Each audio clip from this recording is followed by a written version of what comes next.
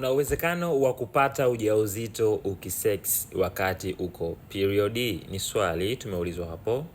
Inawezekana, tena inawezekana sana, sio kidogo. Kwa nini? Kwa sababu wakati wa period, kumbuka cervix, shingo ya kizazi inakuwa wazi, okay? Ikiwa wazi maana yake ni rahisi kwa mbegu kupita. Sasa kinachoathiri baada ya mbegu kupita hapo huwa ni yai, kama limetoka au litatoka siku 2-3 tokea siku hiyo umeshiriki. Kwa maana ya kwamba kwa wale wanawake ambao wana mzunguko ambao haueleweki au ni chini ya siku 21, chances zinaongezeka zaidi. Kwa nini? Kwa sababu ukichukua siku ya 21 ukatoa 14, zile siku 14 zile siku za ile phase ya mwisho baada ya yai kuachiwa, manake 21 kutoa 14 unapata siku ngapi? Siku 7. Manake kwenye hizi siku 7, siku ya 7 ndio yai linafanyaje? Linatoka.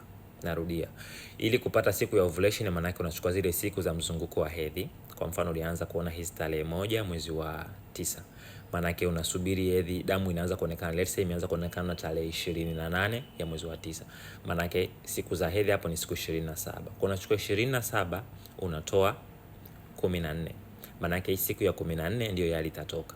Kwa manake 27 kutoa 14 unapata 13. Kwa manake siku ya 13 ndio yai linatoka.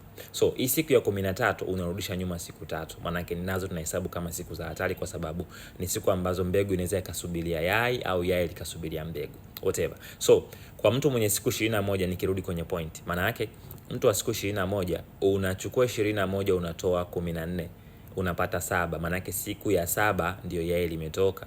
Hii siku ya 7 yai likitoka, maana yake siku 3 nyuma unarudisha siku ya 6, ya 5, ya 4.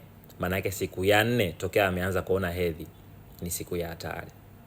Nadhani hapo imeeleweka. Kama haijaeleweka, na shauri uifungue tena hii video, anza mwanzo, sikiliza tena upya kidogo. Hapa hesabu ni ngumu, ndio maana tunashauri wanawake watumie zile application, wa download, wasitumie, zinawasaidia kuwaongoza.